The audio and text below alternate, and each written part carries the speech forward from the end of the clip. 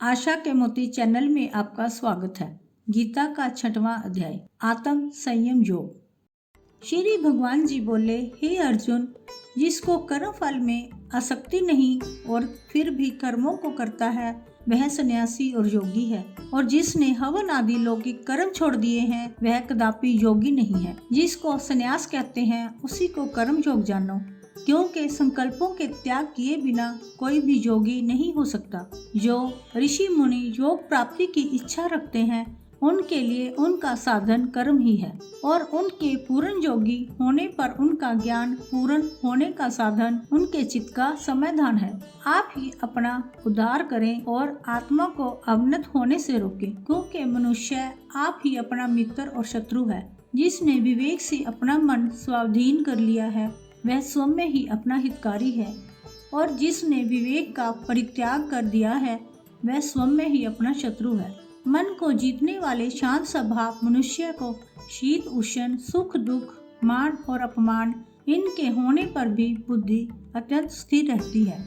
जिसने ज्ञान विज्ञान से अपने अंतकरण को तृप्त कर लिया है वह निर्विकार हो गया है, वही सच्चा योगी है। सुहृदय, मित्र, शत्रु, उदासीन, द्वेषी, मध्यस्थ, द्वेष करने योग्य, बंधु वर्ग, साधु और पापी, इन सब में जो समान दृष्टि रखता है वही श्रेष्ठ है। योगी पुरुष को मन और आत्मा को अपने वश में करके वासनाओं तथा समस्त प्रपंचों को त्याग कर किसी एकांत स्थान में बैठकर निरंतर चित्त को समाधि में लगाना चाहिए।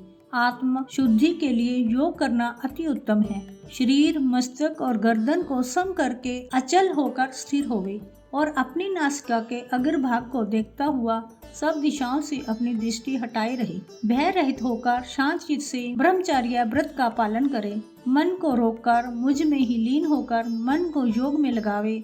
इस प्रकार मन को वश में रखने वाले योगी के निरंतर योग अभ्यास करते रहने से मुझ में रहने वाले को निवारण पद की प्राप्ति होती है। जो अधिक भोजन करता है या अनेक दिनों उपवास करता है, जो बहुत देर सोता या जागता रहता है, उसको योग प्राप्त नहीं होता। जो उपयुक्त आहार और विहार करता है तथा कर्मों का योग्य रीति से पालन करता है, यथा समय सोता और जागता है, योग ऐसे पुरुष का दुख मिटा देता है। तब संयम को प्राप्त हुआ चित्त अपनी आत्मा में हो जाता है और मन कामनाओं से निवृत्त हो जाता है। तभी योगी मोक्ष पद पा जाता है। जिस प्रकार वायु रहित स्थान में रखा हुआ दीपक चलायमान नहीं होता है, उसी प्रकार योगी अपने चित्त को निश्चल रखकर उसका संयम करता है और अंतकरण की समाधि लगाता है।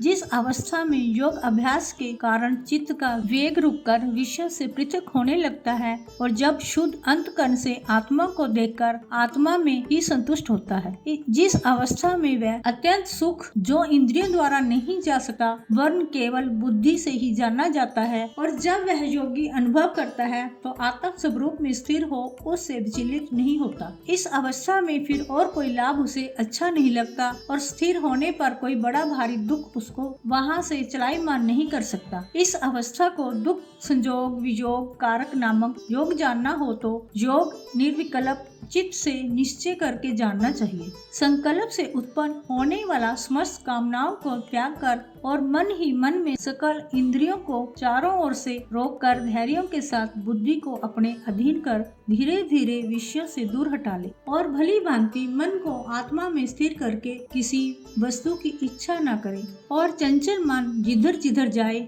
उधर से उसको हटाकर आत्मा के वश में करना चाहिए। इस प्रकार शांत चित्त और रजोगुण से रहित निष्पाप और ब्रह्म स्वरूप योगी को उत्तम सुख प्राप्त होता है। इस रीति से निरंतर योग अभ्यास करने वाला योगी समस्त पापों से छूटकर सहज ही उस परम सुख को पा लेता है जो ब्रह्मा के संयोग से प्राप्त है।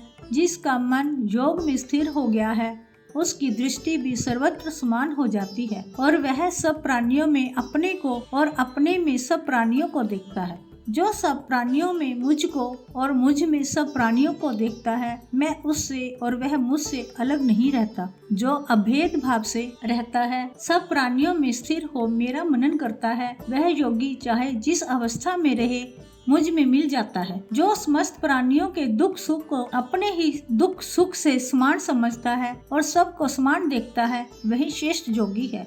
अर्जुन बोले, हे मधुसूदन, आपने जो योग बताया कि सबको अपने ही समान देखें, सो मन के चंचल होने के कारण मैं उसको अपने में दृढ़ स्थिर नहीं देखता हूँ। यह चंचल मन बड़ा ही हठी, पराक्रमी और दृढ़ है। इसको अपने अधीन रखना तो मुझे बाजू को बांध रखने के ही समान प्रतीत होता है।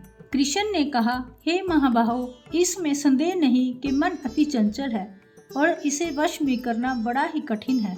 तो भी अभ्यास और वैराग्य से इसे वश में किया जा सकता है। जिसका मन वश में नहीं, उसको योग अति दुर्लभ है। अर्जुन ने कहा, हे श्री कृष्ण, जिसमें श्रद्धा तो है और योग प्राप्त करने में सफल नहीं हुआ है और जिसका चित्त योग से विचलित हो गया है, वह योग सिद्ध ना पाने से किस गति को प्राप्त होता है। श्री कृष्ण बोले, उसका यहाँ नाश नहीं होता और परलोक में भी नहीं होगा, क्योंकि उत्तम कर्म करने वाले किसी मनुष्य की दुर्गति नहीं होती।